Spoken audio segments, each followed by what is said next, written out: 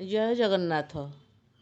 जगन्नाथ संस्कृतिर प्रेमीगण ज्येष्ठ मास पूर्णिमा तिथि जहाँ आम समस्ते देवस्नान पूर्णिमा बोली जानू। यही दिन महाप्रभु श्री जगन्नाथ श्री बलभद्र एवं माँ सुभद्रा स्नानवेदी को आसी 108 गरा सुभाषित जल में स्नान करती। किंतु आपण जानते कि जो जगन्नाथ तुलसी बिना कौन भोग भी ग्रहण करती नहीं, जो प्रभु को तुलसी अति प्रिय बोली कहुए, से ही प्रभु को देवस्नान पूर्णमी दिन तुलसी चढ़ावा संपूर्ण निषेध करा जाय थाए। यह पछरे केउ बड़ रहस्य रही, आसंतु आजिर यही वीडियो माध्यम से ही पुराण एवं आयुर्वेदर रहस्य विषय विस्तार भावे जानिबा। तेबे रहस्य भीतर को जीवा पूर्व आमको प्रथमे स्नान यात्रार महत्व को बुझाक हेब।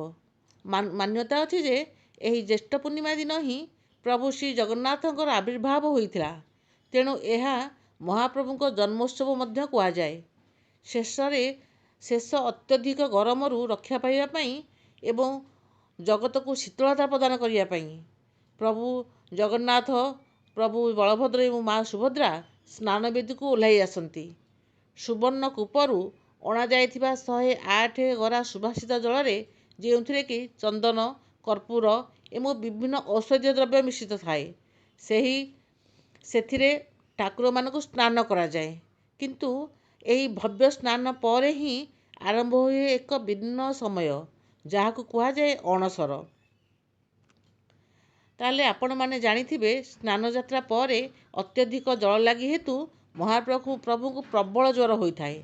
प्रभु मानवीय लीला करथिबारु 15 दिन पर्यंत अणसर घरे गुप्त उपचार रुहंती। एबे आसंतु जानि नेबा एथिरे तुलसीर कौन भूमिका रही। तेबे आयुर्वेद शास्त्र अनुसार तुलसी पत्रर प्रकृति हेउची उष्म बा नरम। जेतेबेले काहाकू प्रबल ज्वर होता है एवं शरीर तापमात्रा बहुत बढ़ी जाए, सेतेबेले शरीर को शीतलता प्रदान करिया पई निहाती आवश्यक। तेणु महाप्रभुଙ୍କ शरीर जेतेबेले ज्वर रे पीड़ित थाए, तेणु शरीर को अधिक गरम करुवा तुलसी को सही समय लागी करा जाए नहीं। एही समय प्रभु को केवल शीतल चंदन, चुआ एवं कर्पूर लागी करा जाए उपचार करा जाए। यह हेउची जगन्नाथ संस्कृतिर आयुर्वेदिक रहस्य। तेबे यह पछरे आउ एक सुंदर पौराणिक कहानी मध्य रही।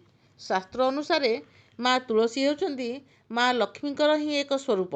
स्नान यात्रा दिन महाप्रभु श्री जगन्नाथ माँ लक्ष्मी को न जणाई निजर परम भक्त गणपति भट्ट को दर्शन देवा पई गजानन बेश बा हाथी बेश धारण करथिले।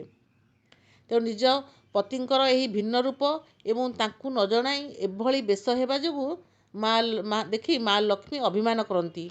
सेथिपाई माँ लक्ष्मी स्वरूप होइथिबारु तुलसी को सही समय स्नानवेदी रे प्रभुଙ୍କ पाखरे उपस्थित रहंती नाही। एही अभिमान कारण ही स्नानवेदी रे तुलसी चढ़ाइबा बारण कराଯାଇଛି। श्रीमंदिर में तुलसी निषेध हेले मध्य साधारण लोकों पाई एही दिन रे एक बड़ महत्व रही।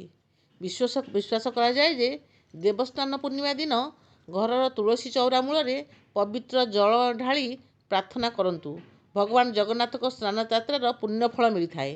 यही दिन तुलसी चौरा निकट में घीओ दीपटीए जाली महाप्रभु जन्मोत्सव पालन कले घरे सुख, शांति, समृद्धि, ऐश्वर्य विराजमान करिथाए। ताले तेबे दर्शक बंधु, जगन्नाथ संस्कृतिर यही अजणा और रहस्यमय तथ्य आपको केमिति लागिला आमको कमेंट माध्यम निश्चय जणातु।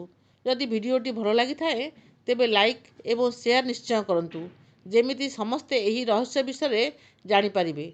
आउ हाँ आज्ञा, आम चैनल को सब्सक्राइब करने को आदौ भूलिबे नहीं।